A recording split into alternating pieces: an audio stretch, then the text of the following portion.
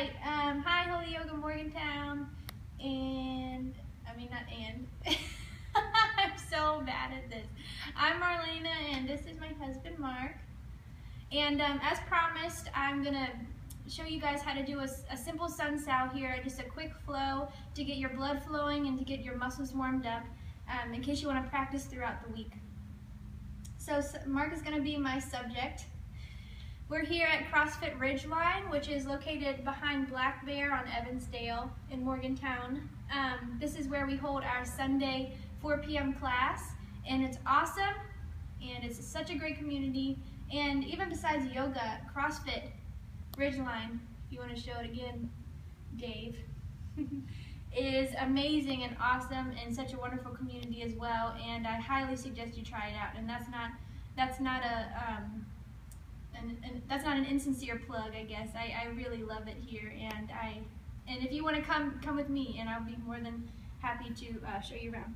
So we're going to be doing a sun sal today. No puppies here, so no dogs are going to get in our face this time.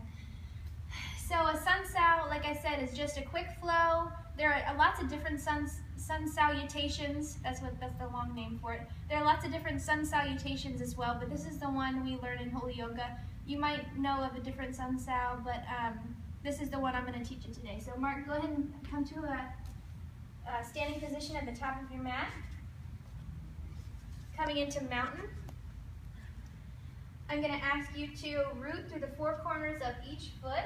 And when I say that, rooting through the four corners of each foot, I'm really asking you to press the four corners here, here, here, and here into the mat. We're really rooting down, and that may cause your toes to come up off the mat. Those are called yogi toes, okay? So really get your firm foundation into the mat, okay? We're going to find our engagement here. So we're going to soften our tailbone. We're going to take our shoulders up, back, and down, really sliding our shoulders along our back body. We're engaging our transverse abdominals. We are really tightening these lower abdominals down here. Our shoulders are up, back, and down like I mentioned before. If that causes your chest to barrel out, so Mark, barrel out your chest, kind of exaggerate it a little bit, then we're going to knit our ribs together like that, okay?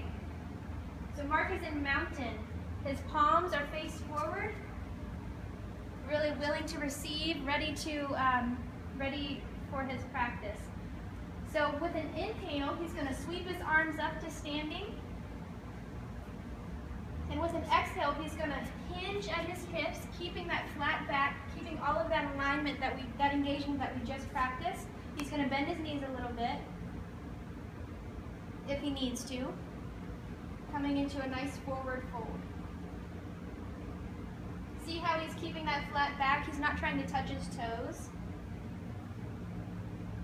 Okay, he's going to press his palms into his shins, and he's going to lift halfway up with an inhale, really extending his crown forward, feeling the length along his entire spine, and with an exhale, he's going to come back into his forward fold. Now he's going to take his hands on either side of each foot, bending his knees a little bit if he has to. So place your palms on the mat. And he's going to take his legs back, coming into plank position. Still, he has a flat back. He's not, so Mark, round out your back. Now sink your hips down to the ground. He's not doing any of that. He's maintaining his flat back. So come back to your flat back. Awesome. Now he's going to pin his elbows to his side body, and he's going to lower down into his chaturanga, just hovering above the ground. Then he's going to lay his feet flat, the top of his feet flat to the mat.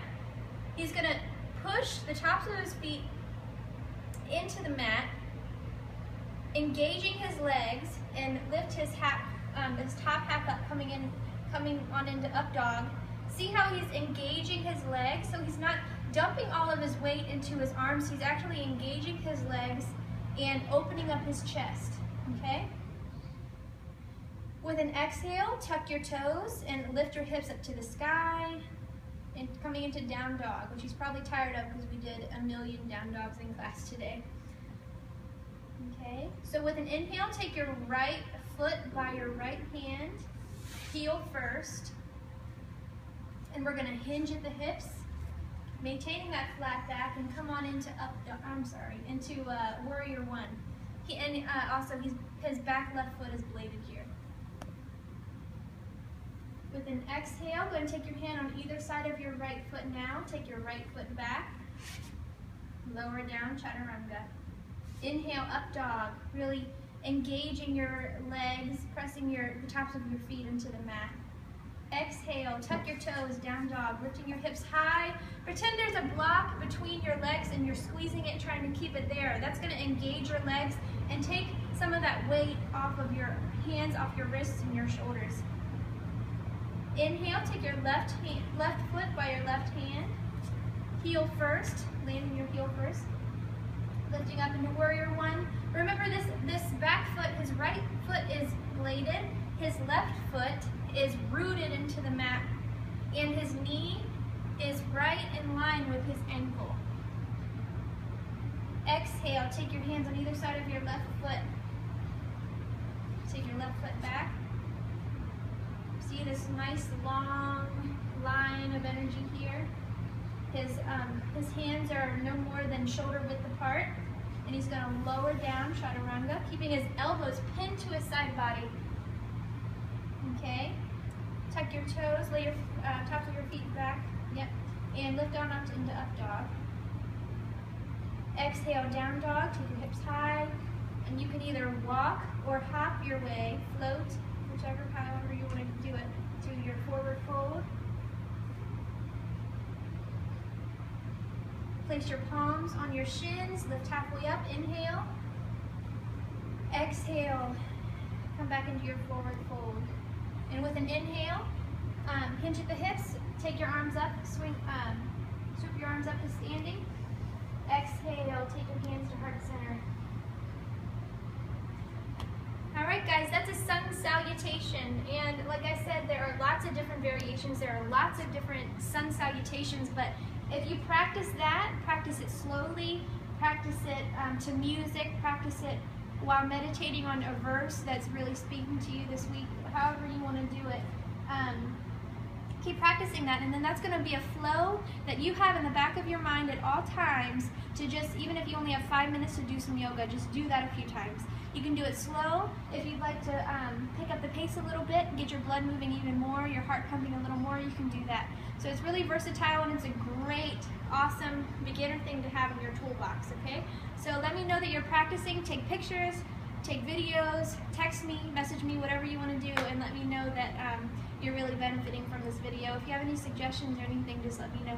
And also, thanks to Dave for taking this video. You guys have a great week. And we're off. Not before, right?